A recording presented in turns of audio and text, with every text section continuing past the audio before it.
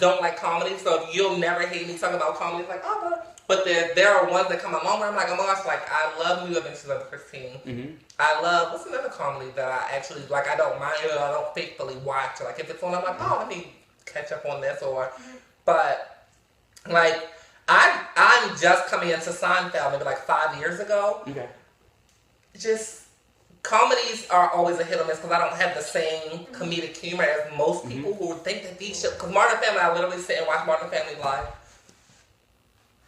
Don't even crack a smile at Modern Family, but it racks up at the Emmys, and I'm just like, I don't get it. I think that show got a lot of popularity because it's a representation of the nuclear family construction and how it's changing throughout society. With the game, with the game. And I get that. It's very representational. So that's why it's also a certain point at which it's that, and then I think it's one of the few shows that will really full-on show a gay relationship. Yeah, that's true. And then we're having a child. Everyone in the show, in the show business industry, loves depictions of homosexuality because it's been so. That's why Will and Grace was so successful. Exactly. Because Will and Grace, that would be a show. Not to go back to our original question, but Will and Grace would be a show that I would not mind coming back for a reunion. Everyone loves Deborah Messing. Everyone loves Eric McCormick. Yeah. Everyone loves Sean Hayes. Like, you love these characters. I would actually watch a Will and Grace reunion. I would actually watch that. Right. Because no matter how long that's been off the air, you know that Karen is always going to still give you a hilarious one-liner. Right. Like, you know that they're all always going to be, like, these are characters like you. Like, even though I mentioned the nostalgia part, like, come on, Will and Grace is classic.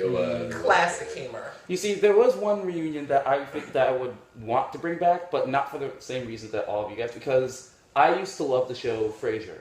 Like that's one of my favorite comedies. And I know it's weird. Like I feel it's like what was that a spin-off of?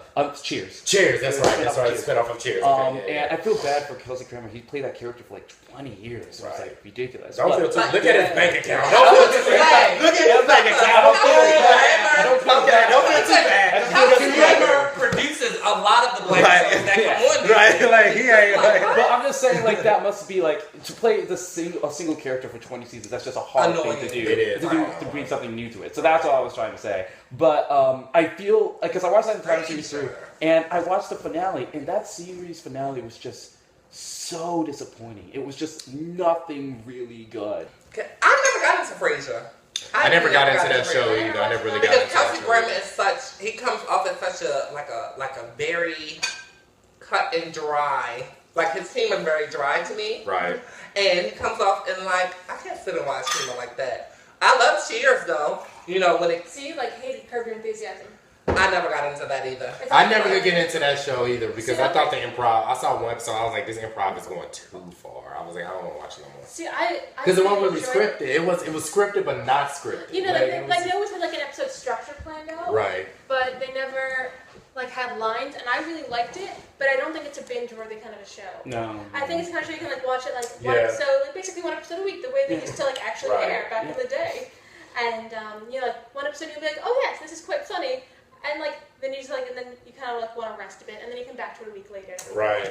But you can't. I tried binging it once, and it didn't. It wasn't as good. It was a little bit hard to kind of get through. But once a week, it's hilarious. There are very little cable shows that come on HBO, CBS, or Star, HBO, or Showtime, or Stars that I can really get into.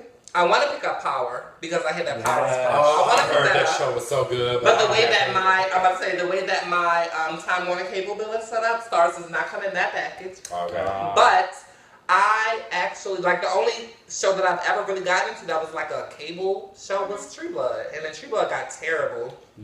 These last couple of seasons was awful. I tried to watch that. I tried to watch one episode of that, but I'm like, what is this? Everybody has powers. Everybody's having sex with each other. Wait, this is not even good writing. It's just to me, it felt like supernatural porn. So I was just like, this is not even interesting. That's just my opinion. That's just my opinion. The first four seasons were phenomenal. You can't compare it to the books, but the first 4 seasons of what they did to make it into a show were great. Mm-hmm. But then by the end of it, everybody would have powers. Everybody was something. After the season with the witches, after the season with the witches, it just became okay, it's time for the show to end because I hate when a good show starts to get stupid after a while, and I'm so glad that never happened to my favorite show of all time.